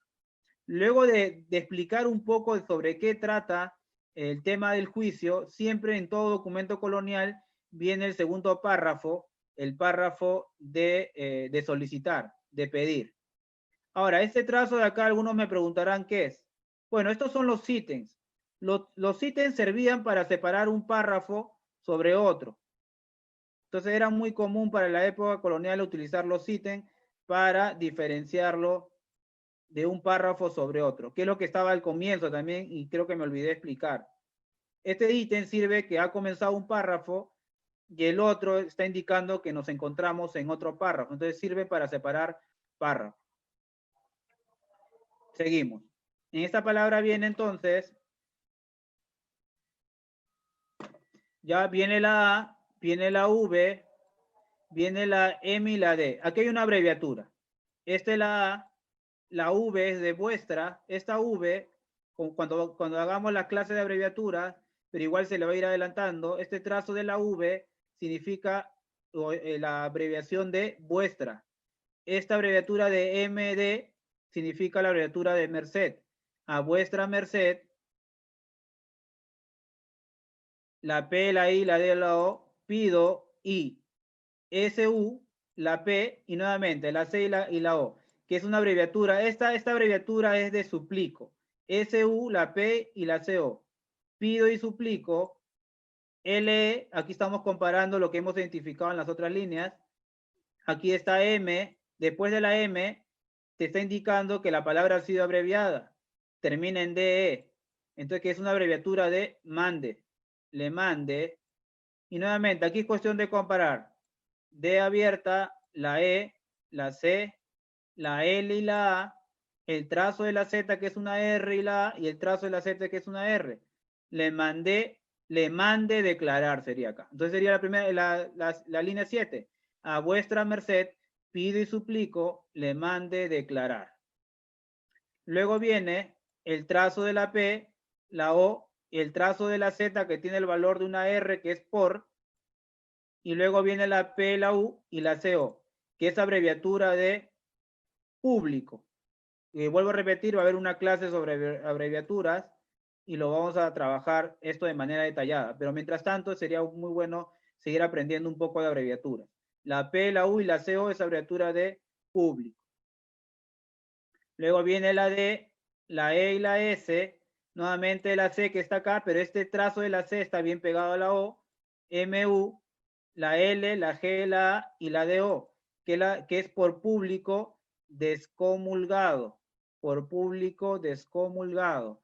O sea, lo que está solicitando esta persona es que la persona que debe cierta cantidad de dinero, en este caso es Juan de Robles, que llegó a ser mayordomo de la Catedral de Lima, receptor del Tribunal del Santo Oficio, y un hombre ligado a la iglesia con mucha solvencia económica y muy importante para las 3 primeras décadas del siglo XVII, se le está pidiendo que sea descomulgado, que era una pena eclesiástica muy duro para estos años, una sociedad netamente católica, que sea puesto en la tablilla de la iglesia era prácticamente atentar contra el honor y contra el respeto de dicha persona.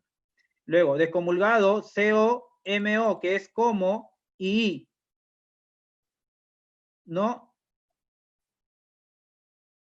Que sea por público descomulgado y como, en vez que diga desobediente, aquí la persona está poniendo la I, la NO, la V, la I, la D, la I, la E, la N y la TE. Inobediente. En vez que diga desobediente, pone inobediente. Inobediente. Cuando nosotros hagamos la transcripción y cuando hay algunas palabras que están pues no mal escritas para la época y cuando la persona quiera leer la transcripción que ustedes publiquen, siempre utilizamos, y eso lo vamos a hacer en las normas, la palabra SIG, que quiere decir, una vez que uno indique la palabra SIG, que se está transcribiendo tal como está en el original. Seguimos. A, L, O y S. Inobediente a los. Esta es la M, la A, la N, la D, la A, la M, la T, la O y la S. Esta es una abreviatura de mandamientos. Mandamientos. ¿Ya? La D, la E y la LA. Esta L nuevamente tiene el trazo como si fuera una C de casa. Tener mucho cuidado. De la.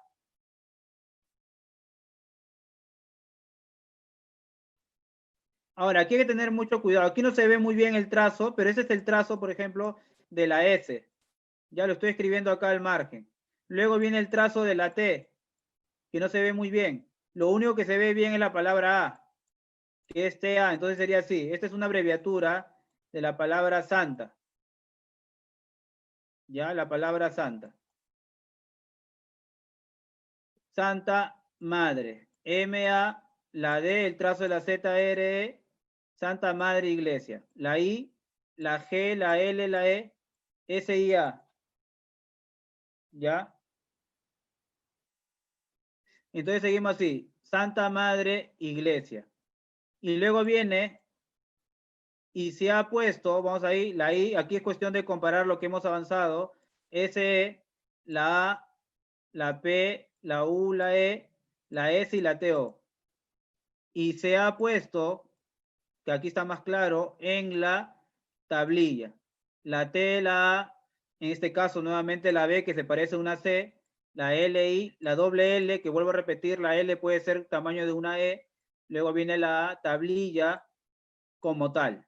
La C, la O, MO, viene la T, la A y la L, y la P, la U, y la E y la S. Tablilla, entonces esta línea sería así. Y se ha puesto en la tablilla como tal, pues, la palabra, la E y S, de es. Este trazo, vuelvo a repetir, que se parece a la Z, tiene el valor de una J y luego viene la U. Este trazo de la S, que está de manera inclinada y termina en una A, que es una abreviatura de justicia, abreviatura de justicia. Luego viene de que, la palabra que está bien escrito, viene la P, la I, la D y la O, que pido, la costas, la COSTA y la N. La palabra costa quiere decir de que todo este pleito era, básicamente generaba un gasto, el contrato de contratar a un procurador, a un abogado, y generaba un dinero. Entonces ese dinero tenía que ser repuesto por la persona que había sufrido, pues, ¿no? La pena de no haberse pagado la deuda a tiempo. Costas, la P, la A, el trazo de la Z, RA, para ello. Doble L y la O, para ello. Ahora, este trazo de acá, y eso lo vamos a ver en el tema de las abreviaturas, este trazo de acá, el último, significa y vale etc. etc. La persona que firma es precisamente la persona que está haciendo el documento, el que está haciendo la petición de que se le mande a la tablilla y que sea excomulgado Juan de Robles, es Francisco de Pedrosa. Y así es como terminamos la lámina. Como ustedes pueden ver, aquí es cuestión solo de leer las primeras láminas, las primeras líneas de manera detallada, y luego ir identificando algunas consonantes y vocales y aplicarlo a través de método comparativo para ir encontrando las otras palabras restantes, que pienso yo es la única forma de que uno pueda utilizar esa metodología para aprender a leer escritura antigua. Entonces, con esta lámina terminamos la primera sesión, ya, y voy a dar pase al moderador John Delgado. Muchas gracias, Jimmy. Muchas gracias, Jimmy, por compartir con nosotros tus conocimientos sobre la lectura del castellano antiguo. Bueno, una herramienta que nos permite conocer y acercarnos a las fuentes con las que se ha escrito nuestra historia nacional. Bien, ahora pasamos a una breve ronda de preguntas. A ver, hemos recogido las preguntas tanto de Zoom y de Facebook. Comenzamos con una de Zoom. Nos pregunta el Michel Martínez Rodríguez. Si en ese tiempo, del siglo XVI, XVII, había un alfabeto general o cada quien escribía como le parecía correcto. Ya. Muchas gracias por la pregunta. En realidad, cuando hablamos sobre la documentación que ha sido generada tanto por instituciones o personas particulares, hay que destacar que muchos de los que escribían documentos no eran, pues, no egresados de grandes institutos académicos o de universidades, ¿no? Muchos de ellos lo habían aprendido de manera autodidacta, de manera en la práctica misma, y un claro ejemplo de ello van a ser precisamente los indios ladinos, los indios que viven en los pueblos rurales, los indios que se encuentran, pues, ¿no? En aquellos pueblos trabajando al lado de los sacerdotes, al lado de otras autoridades reales, donde precisamente ellos van a aprender esta grafía de manera autodidacta y bajo el aprendizaje direccionado de los doctrineros. Entonces, ahí vemos, por ejemplo, el claro ejemplo de que son personas del pueblo rural que no participaron o no estudiaron en unas universidades para la época, pero sí pudieron aprender a través de la práctica misma y de la enseñanza que le daba el doctrinero sobre el manejo de las grafías, ¿no? Entonces, obviamente que para la época colonial existían también colegios menores y colegios mayores, donde en los colegios menores se enseñaban, pues, toda esta práctica de caligráfica de las personas, y posteriormente esto era, pues, mejorado y era sin lugar a duda aprendido con mayor detalle una vez esto hayan llegado a las universidades. Pero existían, sí, una práctica a través de modelos, a través de libros que se podían consultar para aquella época, para manejar la grafía de esto, la grafía del castellano de aquella época. pero para este caso yo quiero ver a dos grupos totalmente distintos. Aquel grupo que va para un grupo que estudia en las universidades o en colegios mayores, y otro grupo relacionado al pueblo rural, donde ellos tienen que aprenderlo de manera práctica y bajo la enseñanza de los doctrineros de la época, pues, ¿no? Pero sí existía, sin lugar a duda, una práctica de la caligráfica en la época colonial. Bien, gracias, Jimmy. Eh, en ese sentido, hay dos preguntas relacionadas tanto de Facebook como de Zoom, de Luigi Calambrogio y Carmen Judex. Si nos puedes explicar, Jimmy, si es que el tema de las abreviaturas estaban normadas y cómo identificar estas abreviaturas. ¿Cómo identificar cuando una palabra está abreviada? Ah, ya, muy bien. Sí, lo que pasa es que hay que destacar lo siguiente, ¿no? La Real Academia Española se crea todavía en el siglo XVIII, en 1713, entonces, y su primer diccionario sale todavía en 1726. Entonces, para esos años, si para el siglo XVIII aparece la Real Academia y se van a publicar los primeros diccionarios sacados bajo el mismo instituto de la RAE, no existían pues no normas ortográficas claras y específicas para poder redactar un documento o para poder manejar pues no un texto. Por eso que cuando uno va a los documentos coloniales, va a encontrar esa dificultad del manejo de los acentos, de los signos de puntuación, porque precisamente para el siglo XVI y para el siglo XVII no habían normas ortográficas, no habían normas de cómo se le podía enseñar a una persona, pudiesen pues escribir de una manera clara y precisa algunos textos relacionados no solamente al ámbito administrativo, sino también académico, político o religioso. Entonces, lo que quiero primero destacar es que la RAE todavía se crea en 1713, no había normas ortográficas. La primera norma ortográfica oficial sale en 1726 en el primer tomo del diccionario que saca la RAE, ¿no? Y digo eso porque eso está muy relacionado con el tema de las abreviaturas, ¿no? O sea, las abreviaturas para el caso peruano va a existir con mucha abundancia para el siglo XVI y para el siglo XVII. Las abreviaturas servían básicamente para aprovechar, pues, ¿no? En este caso, los espacios, los espacios o para acelerar la escritura de un documento al momento de redactar cualquier tipo de oficio, cualquier tipo de documentos administrativos o políticos o religiosos.